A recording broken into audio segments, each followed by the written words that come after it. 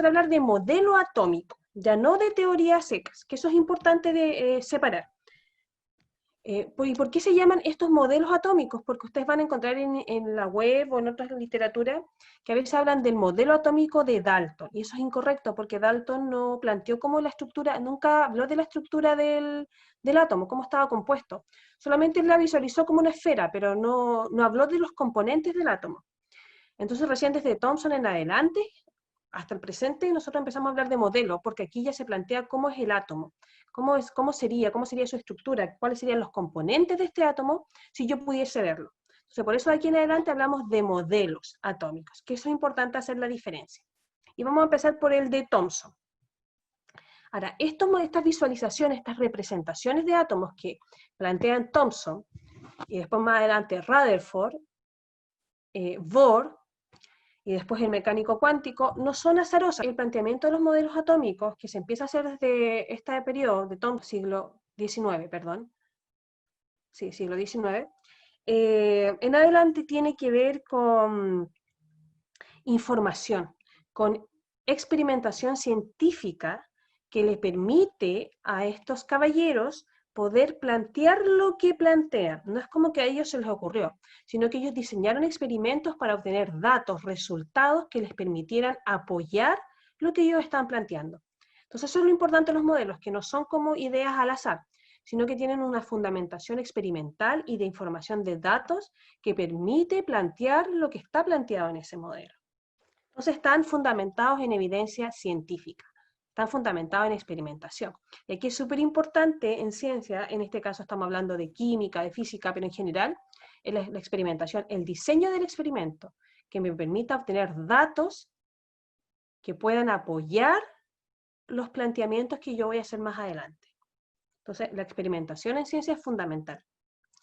Porque la ciencia se define como una ciencia, como una disciplina empírica, que parte desde la experiencia. A partir de eso yo voy sustentando mis ideas. Entonces Thomson plantea su modelo en 1897 y lo plantea a partir de un experimento que él realiza que se llama el experimento de los rayos catódicos. Entonces aquellos que investigaron esta parte del modelo les debe haber salido muy recurrentemente asociado al modelo Thomson el experimento o la idea de los rayos catódicos.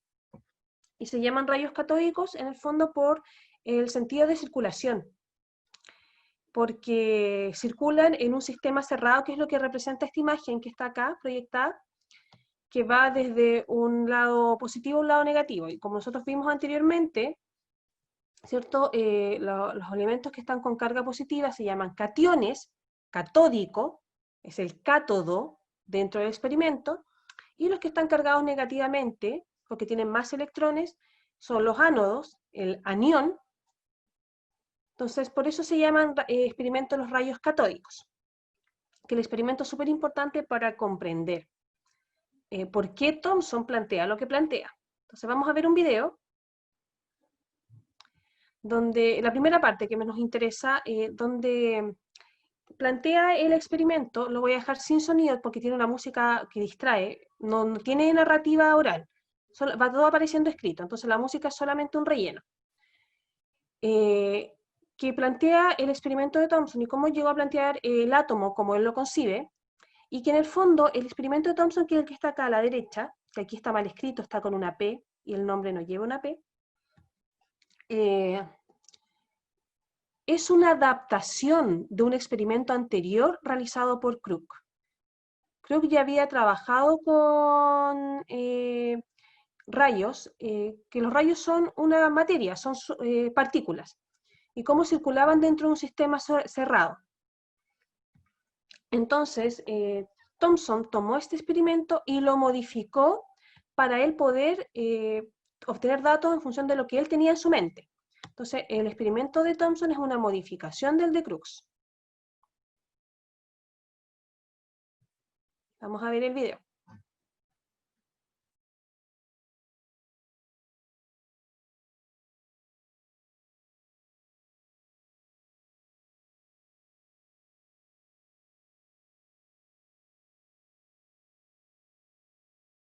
Ya. Aquí es importante los antecedentes, ¿cierto? Thomson es posterior a Dalton. Entonces, Dalton fue el primero que retomó esta idea del átomo indivisible, de que el átomo es la base estructural de la materia. Entonces estamos en un periodo donde Thomson, ¿cierto?, está inmerso, donde ya tenemos claro que la unidad básica de la materia es el átomo, ya se retomó eso, es el átomo, y que tiene la característica de ser indivisible, que es lo que vimos anteriormente con la teoría atómica de John Dalton.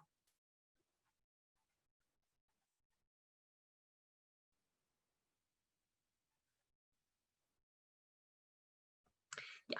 Y aquí es importante, Thomson vive inmerso en el momento en que el átomo es indivisible y es la base de la materia, y Thomson tiene un objetivo completamente opuesto. Él cree que hay cosas más pequeñas, que por tanto no es indivisible. Sí se puede dividir si hay cosas más pequeñas, constituyentes.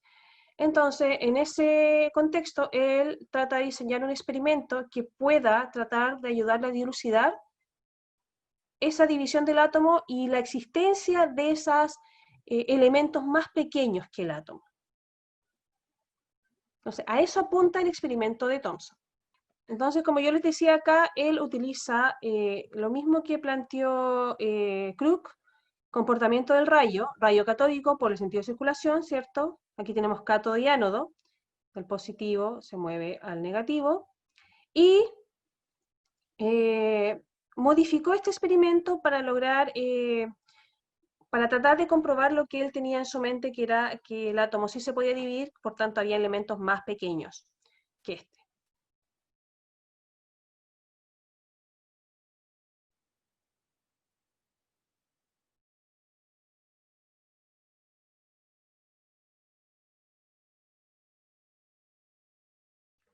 Entonces, ¿qué hizo? ¿Cómo lo modificó?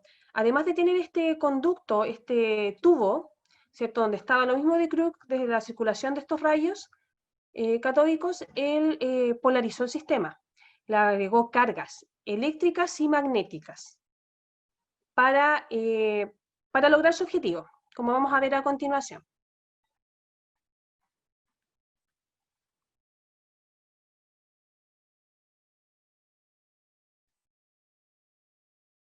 Entonces, se fijan acá, acá tenemos el tubo, ¿cierto?, por donde circulan estos rayos.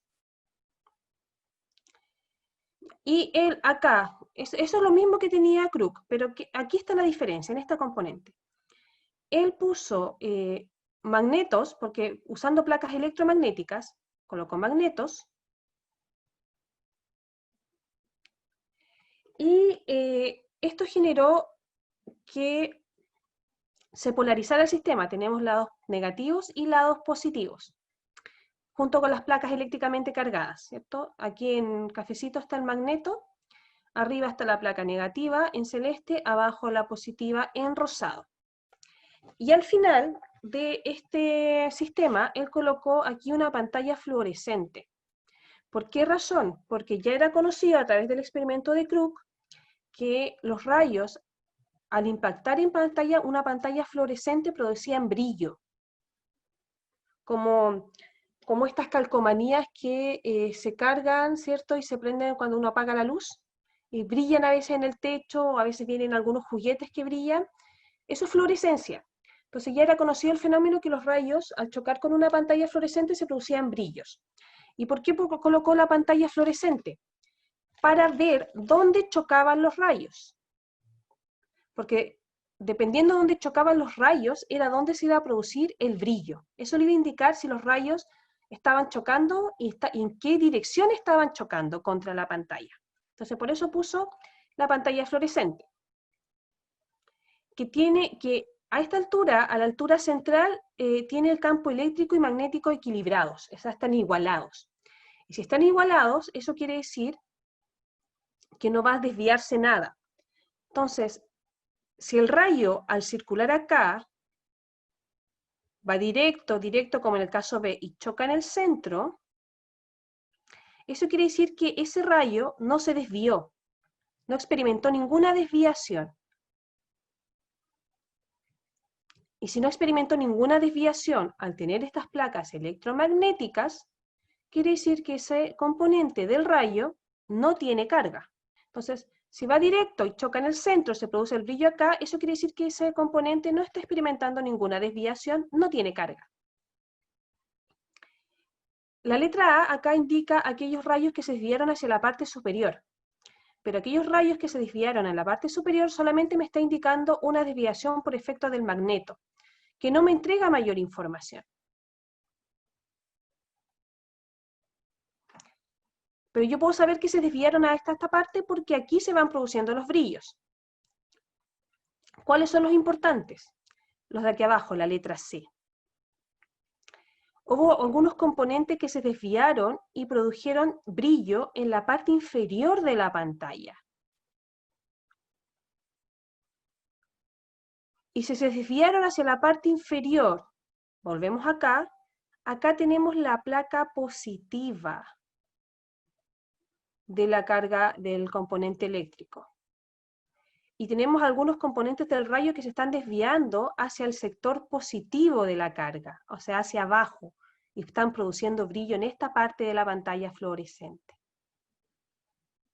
Si estos rayos se están desviando, o estos componentes del rayo se están desviando hacia la parte positiva de la placa, ¿qué característica tiene este componente del rayo representado con la letra C que está produciendo brillo en la parte inferior? Porque aquí abajo se están produciendo los brillos asociados a la desviación por las placas eléctricas.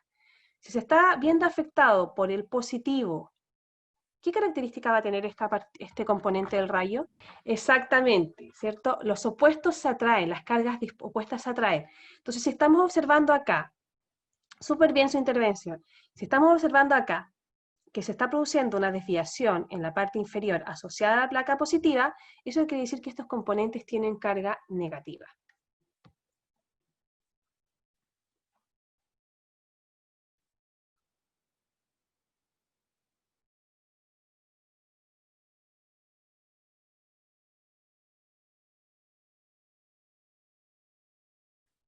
Ya. Y como Thomson descubrió que algunos componentes del rayo eran desviados por las cargas, eso quiere decir que en sí el rayo tenía cargas para poder ser desviadas, influenciadas por estas cargas extras que le colocó Thomson al experimento. Y cuando estamos en presencia de cargas, decimos que eso es un ion. Por tanto, a partir de esto, Thomson concluyó que los rayos eran un flujo de partículas, pero con una característica puntual, ionizadas, con cargas. Por eso pudieron desviarse dentro del experimento que él diseñó.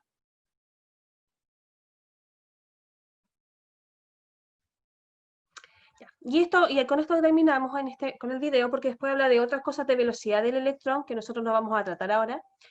Y como vimos, ¿cierto? La parte inferior es la que mostraba aquellos elementos del rayo que eran desviados por la placa, y como se desviaron hacia el lado positivo, eso le dio un carácter de negativo, y a ese componente negativo de los rayos, él le llamó el electrón, y lo representamos con la E y el signo menos. Entonces aquí surge la estructura del electrón. Entonces, a partir de este experimento, ¿cómo visualiza y cómo lo representa ya como modelo Thomson? Thomson plantea que el átomo en sí es una estructura esférica, densa, compacta, de masa positiva. Y la masa positiva es lo que está aquí representado con color naranjo, por eso le pone el signo más. Porque todo esto naranjo es esta estructura compacta, densa, de masa positiva. Y dentro de esa masa compacta positiva se incrustan estos elementos negativos, que son los electrones, que están representados aquí con estas esferas verdes y el signo menos, y que se ubican y se distribuyen uniformemente en la superficie de esta masa positiva. Este modelo habitualmente aparece con un nombre como común que le llaman el budín de pasas. ¿Por qué le llaman el budín de pasas? Porque era un postre muy popular en la época, que en el fondo era un pastel, un budín, y el pastel sería la masa positiva, lo naranjo, y las pasas representarían los electrones que están sobre esa masa. Por eso se le llama también budín de pasa.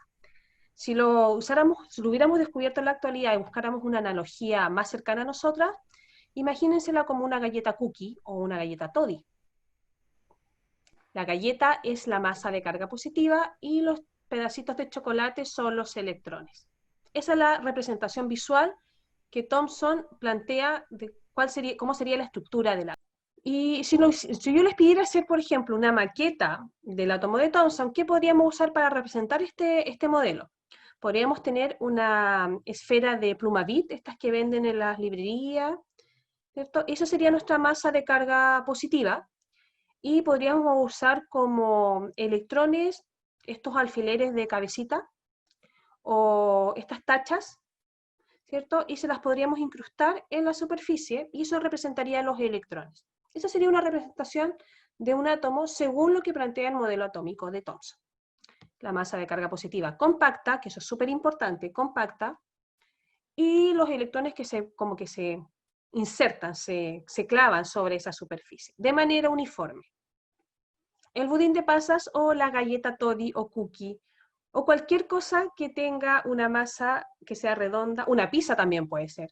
La pizza puede ser, la masa de la pizza es nuestra masa de carga positiva, y si le ponemos salame, cada rodaja de salame sería un electrón. Entonces tenemos muchas formas o muchas analogías, si empezamos a pensar en cosas redondas, cómo representar o relacionarlo con el modelo atómico de Thomson. Ahora, para trabajar, ¿qué vamos a necesitar? Porque esto también es lo que van a hacer la actividad del miércoles, pero vamos a hacer algunos ejercicios hoy día. La calculadora es opcional, porque igual los cálculos los pueden hacer a mano, pero si son inseguras, temen equivocarse, pueden usar la calculadora, cualquiera, porque vamos a sumar y restar, nada más que eso. Para representar, para dibujar la esfera del átomo, podemos usar tres cosas. Podemos usar el compás, este es el compás, porque hay muchas que lo confunden con el transportador para los ángulos de geometría. Este es el compás para dibujar esfera. Si tienen compás, súper bien. Y si lo pueden usar bien, bien. Si no tenemos compás para dibujar nuestras esferas, lo otro que podemos usar son tapas. Recolectar tapas redondas para dibujar las esferas, usarlas como base, como molde, de distintos tamaños, de diferentes tamaños, para ir dibujando las esferas. Y si no tenemos ni compás ni tapas, también podemos usar bases redondas de distintos tamaños para distintos implementos. Entonces aquí yo puse botellas. Si tenemos botellas con distintos diámetros, las bases nos pueden servir para dibujar la circunferencia. Tazones, tazas de distintos tamaños, vasos, todo lo que sea redondo y tenga circunferencia con base, o también los vasos, por ejemplo, vamos a dar boca abajo y también me sirve como circunferencia el borde, los podemos usar como herramientas para dibujar nuestra circunferencia, si es que no tenemos el compás. Y, por supuesto, la tabla periódica. Vamos a trabajar con la tabla periódica. En este caso, solo con los valores enteros. Entonces, esos son los materiales que tenemos que tener para poder trabajar, y no solamente los vamos a trabajar en este miércoles, sino después la otra semana vamos a ver el modelo de Rutherford, también vamos a trabajar con dibujando átomos, después vamos a ver el de Bohr, vamos a volver a dibujar circunferencias de átomos, y así. Entonces vamos a estar por lo menos un mes trabajando con estos materiales, para que tengan su stock. Entonces vamos a recordar. Recordar que los elementos químicos en la tabla periódica, todos tienen al menos dos valores que los acompañan. Y esos dos valores nos permiten calcular sus partículas subatómicas, como vimos al comienzo de año, que repasamos. Uno de ellos era Z y el otro era A. Z corresponde al número atómico y tiene valores enteros y correlativos. ¿Qué quiere decir? Que no se salta. Del 1 va al 2, después del 2 va al 3, del 3 al 4, al 5, al 6, así hasta en mi tabla periódica el 118. No tenemos ningún vacío de valor. Están todos los elementos químicos desde el 1 al 118. Entonces a eso me refiero con correlativos, y son enteros, no tiene decimales. En cambio, A también son números, son valores que acompañan, pero en este caso en muchos de ellos están acompañados con valores decimales, que eso me permite diferenciarlo de Z. Ahí recuerden que es la masa atómica, Entonces, el tener valores decimales me permite diferenciarlo con Z, pero puede haber tablas donde ustedes tengan los valores aproximados. Entonces, no van a tener decimales. Entonces, ¿cómo diferenciamos estos dos valores? Z, como dije, sigue valores correlativos a no. Y vamos a ver ejemplos. El hidrógeno tiene valor de Z, número atómico 1. El helio tiene valor de número atómico 2. Son seguidos. El litio, que es el número 3, el berilio es el número 4, en número atómico. Pero si nos vamos a comparar sus masas, el hidrógeno tiene una masa igual a 1. El helio tiene 4. Ese es su valor de masa. Son 3 unidades más que la del hidrógeno. Ahí ya no tenemos un valor correlativo, continuo. Es mayor que la del hidrógeno, pero no es la inmediatamente mayor, porque si no hubiese sido 2, y no se cumple eso. Después el que sigue del helio es el litio. Y el litio tiene una masa igual a 6. 2 unidades mayor que la del helio. ¿Se fijan? Entonces, del hidrógeno al helio tenemos 3 unidades de diferencia, del helio al litio 2 unidades. Después el berilio es 9 su valor de masa, 3 unidades mayor que el litio. Entonces, no tiene una secuencia, una claridad en cuanto en qué valores se va modificando la masa. Y no es correlativo. Entonces, esas características de los valores de número atómico y de masa atómica nos puede permitir diferenciarlas dentro de nuestra tabla, sin necesitar estas cuadrículas que aparecen arriba donde nos indican a qué corresponde cada valor. O sea, yo solamente mirando la tabla y viendo los valores puedo saber al tiro cuál es mi Z y cuál es mi A. Entonces, de esa manera podemos diferenciarlos si en nuestra tabla no aparece ninguna otra información. El número atómico, habíamos visto que cuando el elemento está en su estado alotrópico, sin carga, me va a estar indicando la cantidad de 2 partículas. Z siempre y bajo cualquier circunstancia, siempre va a ser igual a la cantidad de protones, que son las cargas positivas. ¿Por qué razón? Porque el valor de Z no es al azar, sino que el valor de Z representa la cantidad de protones de un elemento. Entonces estos valores siempre van a ser iguales, porque Z representa la cantidad de protones. Entonces no puede tener un valor distinto a la cantidad de protones. Entonces estos valores son siempre iguales. Y como habíamos visto que en el estado alotrópico no hay carga, la cantidad de positivas debe ser igual a la cantidad de negativas. Por eso, en esta condición, el número atómico me indica la cantidad de protones y la cantidad de electrones. Y la masa atómica, habíamos visto que se calculaba sumando protones y neutrones. Pero aquí a mí me interesa saber los neutrones, porque los protones ya los tengo a partir de Z. Entonces, ¿cómo obtengo la cantidad de neutrones? Despejo esta ecuación. Los protones que están aquí sumando van a pasar restando al otro lado. Entonces, la cantidad de neutrones va a ser igual a la masa menos los protones. Esas son las igualdades que tenemos que tener en cuenta. En estado alotrópico, Z es igual a protones y electrones, y los neutrones son igual a la masa menos los protones.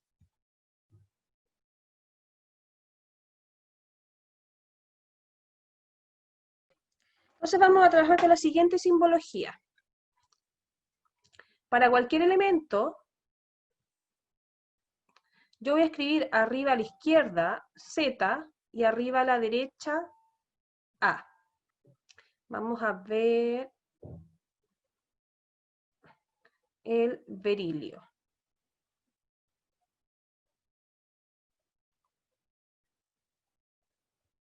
4 y 9. Con ese vamos a trabajar. Entonces, si yo les di esta simbología, ahora estoy escribiendo este elemento con esas características para el berilio, ¿cuál es su número atómico? Súper bien. El número atómico es 4. Que habíamos dicho, como yo dije arriba, que yo el Z, que es número atómico, lo voy a escribir arriba a la izquierda, y el valor que está arriba a la izquierda es 4. ¿Y cuál es su valor de masa atómica? Súper bien. 9, porque cuando iniciamos esta actividad yo dije que la masa la iba a escribir en la parte superior derecha, que es 9. Sí, es 9,01, pero recordemos que vamos a usar solo los valores enteros en este caso. No vamos a trabajar con los decimales. Entonces nos vamos a quedar solo con el valor entero sin aproximar. Entonces, teniendo esos valores y sabiendo las igualdades que vimos anteriormente, ¿cuántos protones tiene el berilio? Recordemos que Z en estado alotrópico, porque no tiene carga, es igual a protones y es igual a electrones. Entonces, con esas igualdades, ya tenemos el Z. ¿Cuántos protones tiene? Esas igualdades no se les pueden olvidar porque las vamos a trabajar mucho ahora en esta parte. Por eso hay que retomarlas. 4. ¿Cuántos electrones tiene? Súper bien. 4, porque está la misma igualdad. Y nos faltan los neutrones. Habíamos visto que neutrones es igual a la masa menos protones. Tenemos la masa y tenemos los protones. Por tanto, ¿cuántos neutrones tiene esto? Súper bien, 5. Tenemos las partículas subatómicas. Ahora vamos a dibujarlo. No me voy a quedar también porque estoy dibujando a mano alzada. Ustedes van a tener sus bases, sus tapas o sus compases para dibujar.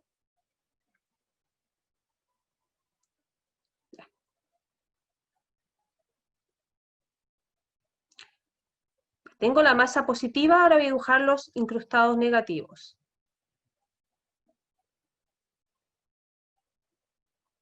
Ya, ahí está. 4 electrones, recuerden que dibujamos solo los electrones, por eso le pongo el signo negativo, porque la circunferencia en total representa la masa positiva. ¿Está bien así? ¿Está correcta esa representación? Me dicen que sí. Si yo lo analizo por la cantidad de electrones que estoy representando, sí, está correcta. Pero algo que habíamos visto anteriormente, que no se está cumpliendo acá, la distribución uniforme, están todos concentrados en el centro. Entonces, eso va a hacer que una parte de la sustancia esté cargada negativa y otra positiva. Entonces, tengo que distribuirlos uniformemente. ¿Y cómo lo distribuiría uniformemente? Me quedo casi al mismo tamaño. Puedo dibujar uno aquí arriba, uno aquí abajo, uno a la derecha y uno a la izquierda. Es lo mismo en cuanto a la cantidad de electrones, pero aquí tengo una distribución uniforme y aquí no. Entonces, eso significa que esta es más correcta que esta. Solamente porque acá tengo una distribución uniforme.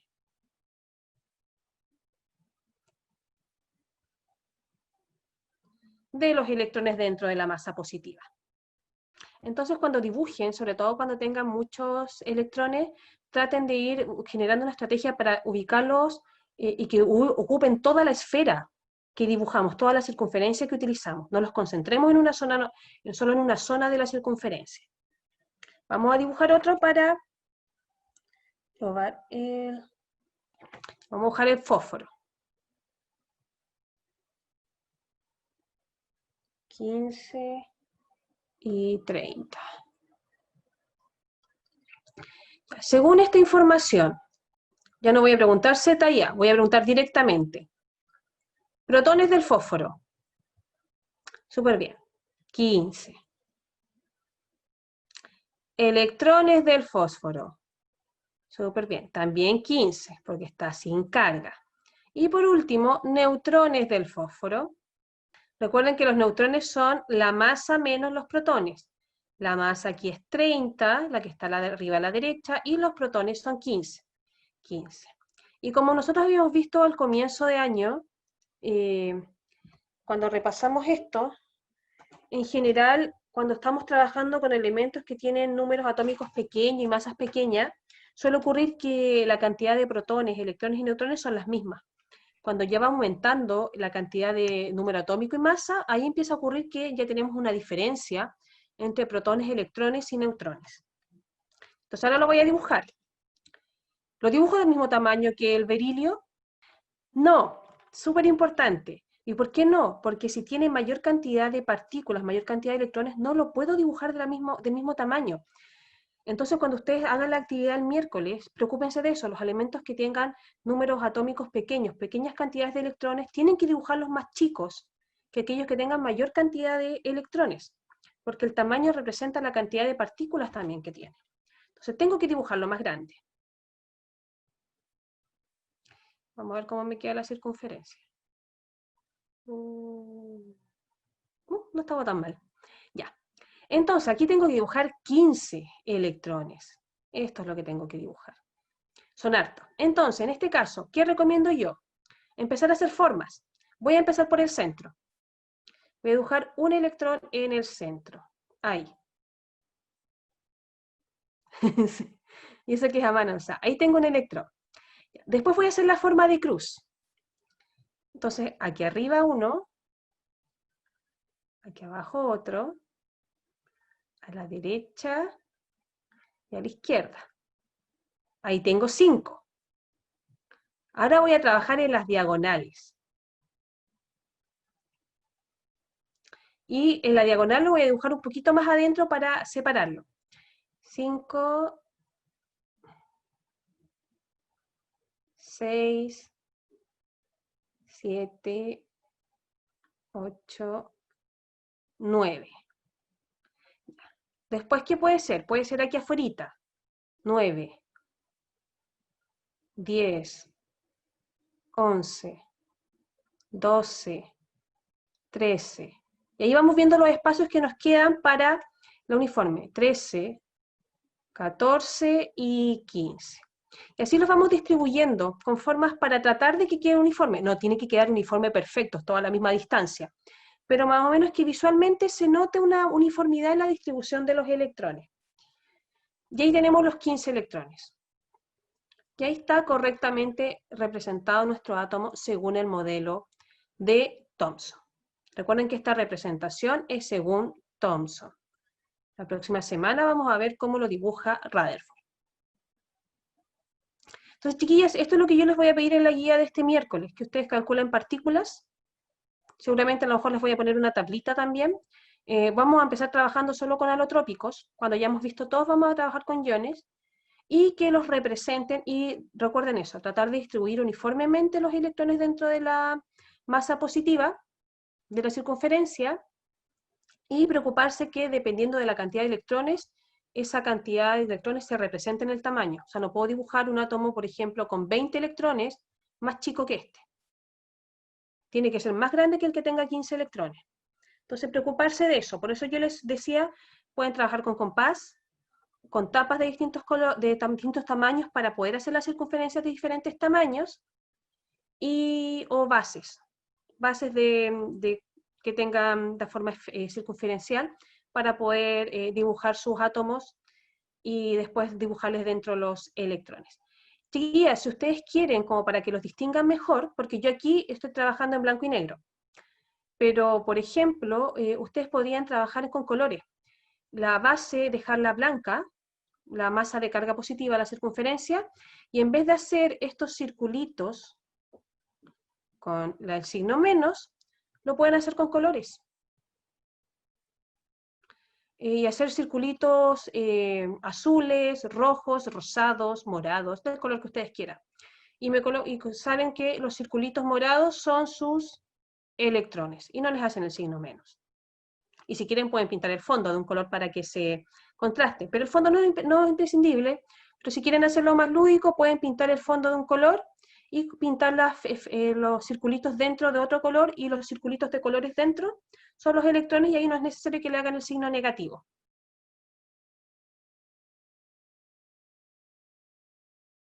Entonces vamos a dibujar átomos. Entonces vamos a hacer el litio. Para todos los elementos que vamos a trabajar los voy a escribir así.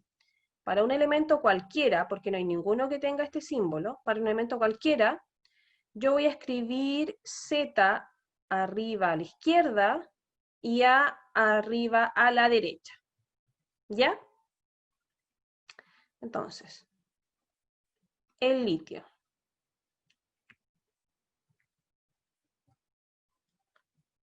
Solo los valores enteros, no voy a anotar acá los decimales.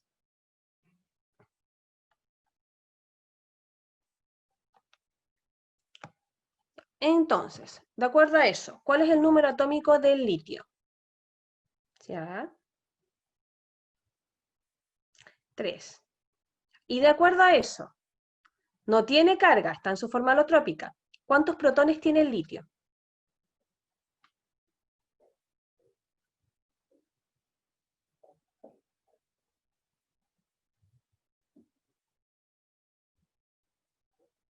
Recuerden que Z es igual a protones y es igual a electrones. Entonces, Z está arriba a la izquierda. Este es Z. Entonces, si Z es igual a 3, protones tiene que ser igual a 3. Porque, si recuerdan como vimos al principio de año, el Z no es un valor que yo le entregue aleatoriamente a los elementos.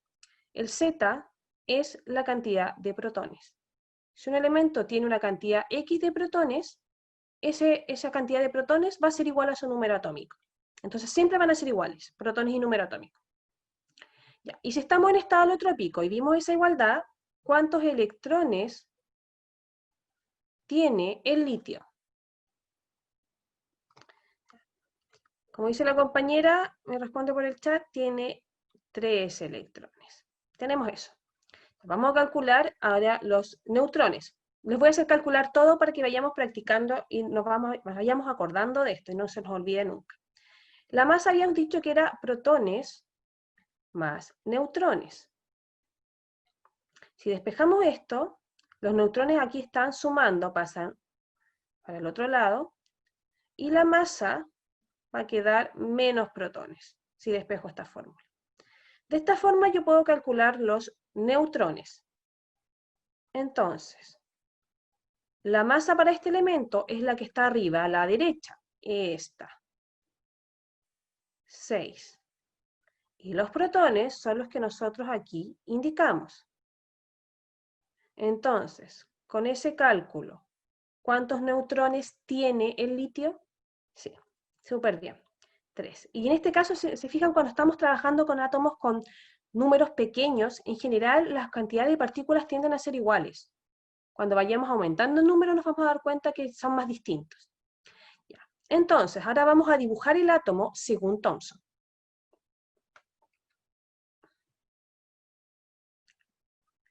Dibujar un circulito. A ustedes les va a quedar más bonito si usan compás o tapa, o bases. Ya tenemos la forma circular que habíamos dicho que según Thomson es la carga positiva. Y ahora vamos a dibujar sus cargas negativas, que son 3.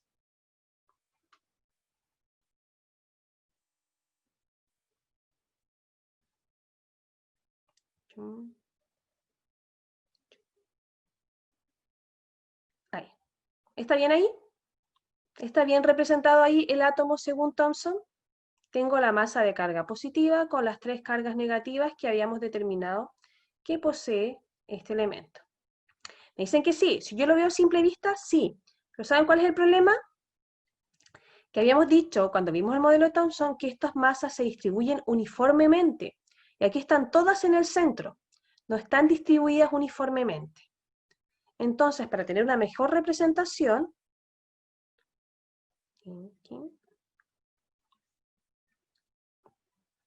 yo debería distribuirlas dentro de mi circunferencia. Entonces voy a poner una aquí, voy a poner otra acá, y voy a poner otra acá, y queda como una cara.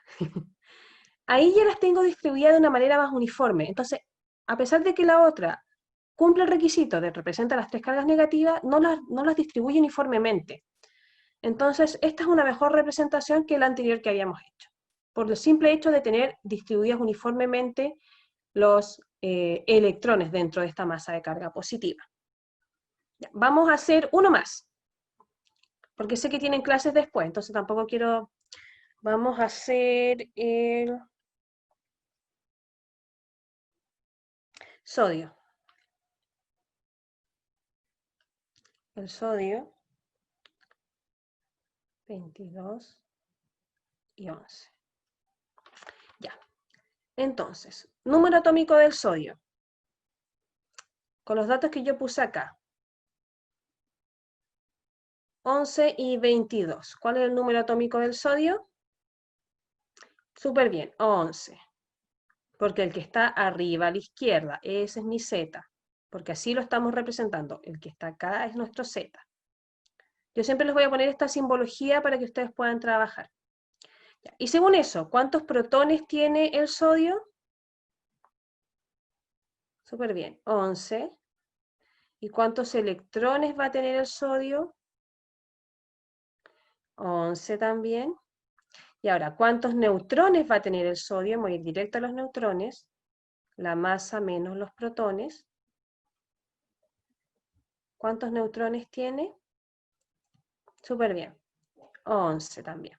Tenemos los datos, pero a mí el que me interesa, vamos a ir calculando siempre todo, el que me interesa es este, los electrones.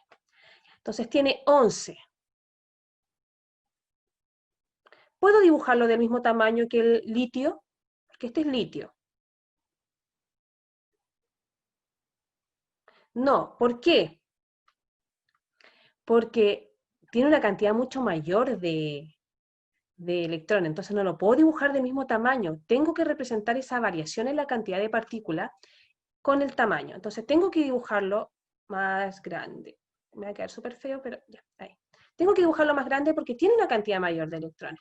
Entonces, por esta razón es que yo en la diapositiva anteriores les pedía tapas de distintos tamaños, porque yo no puedo dibujar todos los átomos del mismo tamaño si tienen distintas cantidades de partículas. A medida que tengan más partículas, tengo que dibujar más grandes esos átomos. Entonces vamos ahora a empezar a distribuir los electrones. Voy a empezar por el centro, para tratar de distribuirlos uniformemente. Voy a empezar por el centro, 1. Después voy a hacer la forma de cruz. 2, 3, 4, 5. Ahora voy a rellenar entre medio. 6, 7, 8, 9. Me quedan 2. Veamos. Uno puede ir acá. 10,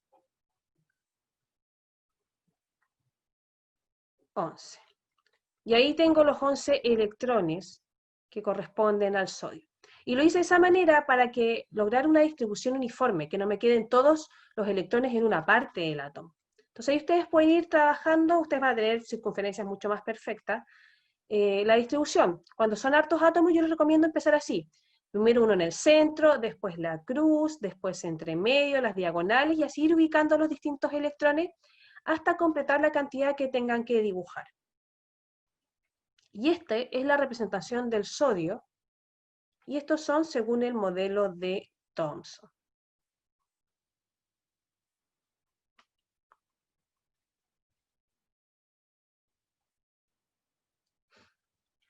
Chiquillas, ¿alguna pregunta? Porque de esto va a ser la actividad del miércoles. Yo les voy a dar una serie de átomos donde les voy a pedir calcular las partículas, lo que hicimos acá en la parte izquierda de la pantalla, esta parte de acá, esto.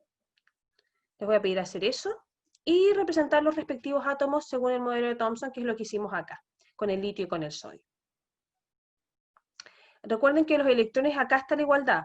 Z, cuando está en forma alotrópica, es igual a protones y es igual a electrones. Cuando no tienen carga, son iguales, siempre. Entonces aquí yo les puse solamente elementos sin carga. Entonces siempre la cantidad, el Z te va a decir cuántos protones tiene y cuántos electrones. Es directo. Por eso, si Z tiene un valor, es el mismo valor de electrones.